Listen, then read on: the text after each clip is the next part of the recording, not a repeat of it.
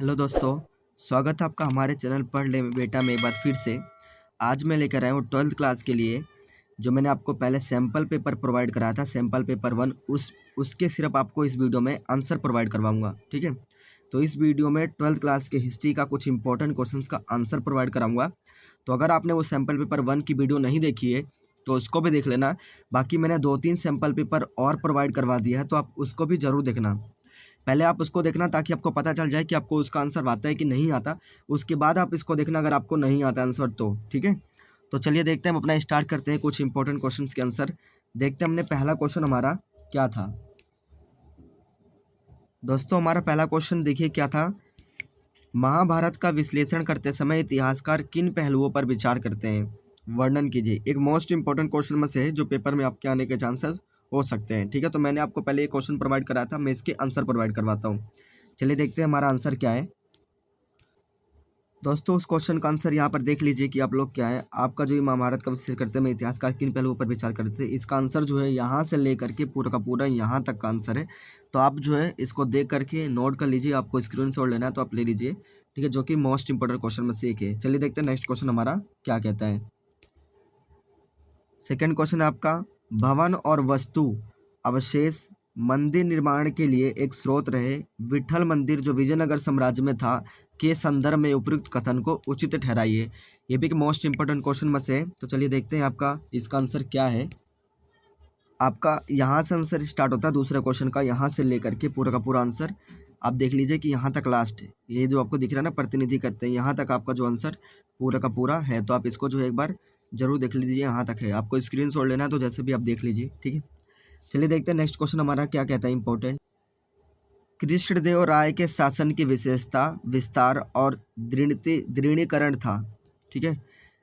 तो ये भी एक इम्पोर्टेंट क्वेश्चन में से भी आता है कि कृष्णदेव राय जो थे वो बहुत बड़े शासक और बहुत प्रसिद्ध शासक है, ठीक है। तो इनके बारे में जरूर आपको ध्यान रखना कि कृष्णदेव राय के शासन की क्या विशेषता है, विस्तार क्या उनके, और दृढ़ीकरण था, ठीक है।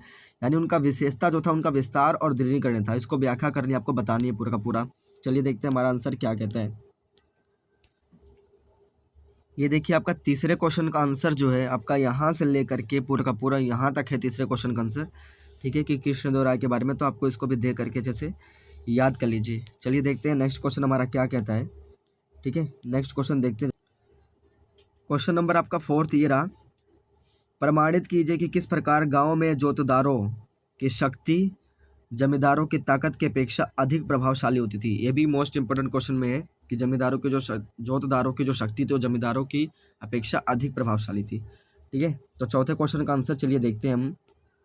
चौथे क्वेश्चन का आंसर देखिए आपका यहाँ से स्टार्ट हो रहा है, ठीक है, यहाँ से लेकर के यहाँ तक है। तो आपको जो इसका स्क्रीनशॉट ले लीजिए, ठीक है। चलिए देखते हैं नेक्स्ट क्वेश्चन हमारा इंपॉर्टेंट क्या कहता है। पांचवा क्वेश्चन भी आपका मोस्ट इंपॉर्टेंट क्वेश्चन में से एक बार इसको भी आप देख लीजिए, ठीक है।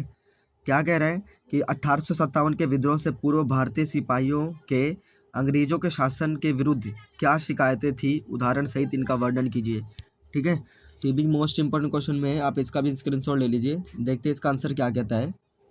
ये देखिए आपका आंसर जो है यहाँ से लेकर के पूरा का पूरा स्टार्ट है। तो आप जो है इसको भी एक बार देख लीजिए, ठीक है। इसका आंसर देख लीजिए पूरा का पूरा यहाँ से लेकर के यहाँ तक है आपको।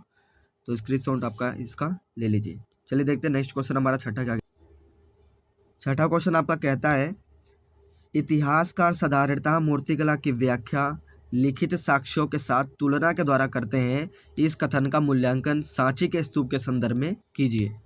ये भी आपका मोस्ट इंपोर्टेंट क्वेश्चन में से है और इसका आंसर चलिए देखते हैं कि छठे क्वेश्चन का आंसर क्या है। आपका छठे क्वेश्चन का आंसर देखिए कहाँ से स्टार्ट है, यहाँ से लेकर पूरा का पूरा स्टार्ट है। तो मैं आपको एक बार दिखा देता हूँ आंसर पूरा का पूरा, आप इसको स्क्रीनशॉट ले लीजिए, ठीक है। इसका आंसर थोड़ा सा बड़ा है तो आप जैसे भी आपको ठीक लगता है वैसे कर लीजिए। यहाँ तक है आपका आंसर, ठीक है, यहाँ तक आपका आंसर था। चलिए देखते हैं नेक्स्ट क्वेश्चन हमारा क्या कहता है। ये भी आपका मोस्ट इंपॉर्टेंट क्वेश्चन में से, क्योंकि ये बार बार पूछे गए हैं बच्चों से, तो आपको जो है इसका आंसर अच्छे से याद कर लेना, अमरावती की जो है, ठीक है। तो मोस्ट इंपॉर्टेंट क्वेश्चन में से चलिए देखते हैं कि इसका आंसर क्या होता है, ठीक है। चलिए देखते हैं। कह रहा है कि अमरावती की खोज सांची से पूर्व हुई, परंतु फिर भी इसने अपना महत्व खो दिया और एक महत्वहीन मिट्टी का टीला रह गया।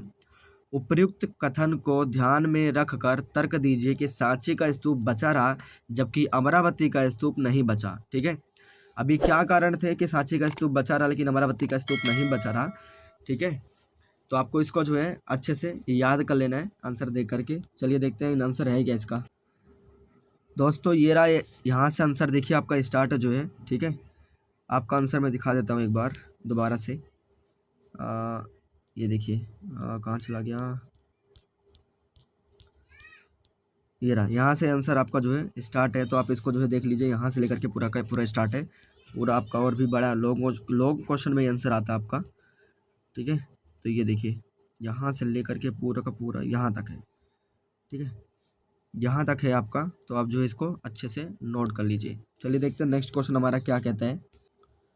ये देखिए आपका आंसर, यहाँ से आपका एक क्वेश्चन मोस्ट इंपॉर्टेंट आ जाता है। 8वां क्वेश्चन आपका इंपॉर्टेंट है।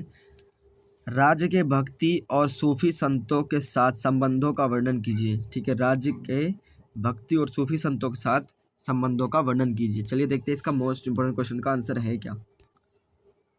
ये देखिए आपका आंसर जो है यहाँ से लेकर के पूरा का पूरा स्टार्ट है, ठीक है। तो आप इसका स्क्रीनशॉट ले लीजिए।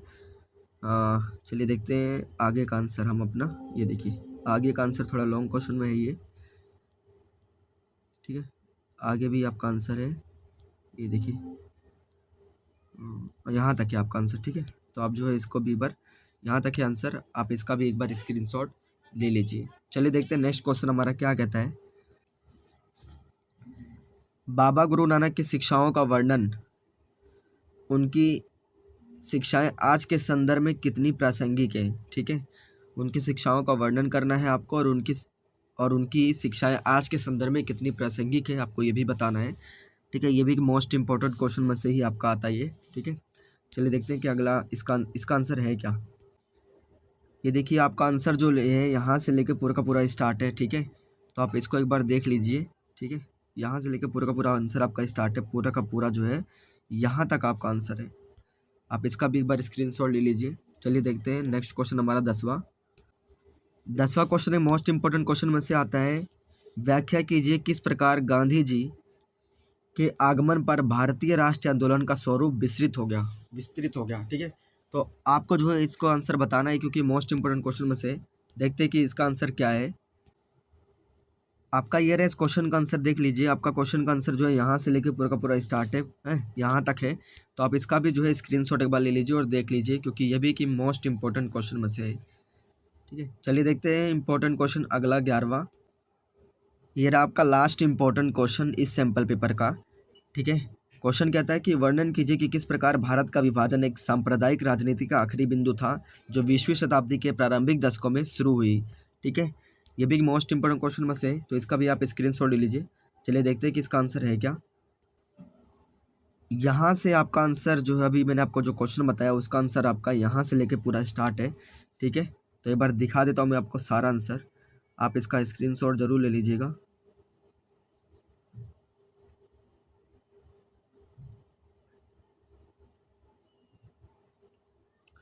इसको पढ़ भी लीजिएगा एक बार, ठीक है, क्योंकि मोस्ट इंपॉर्टेंट क्वेश्चन में से है।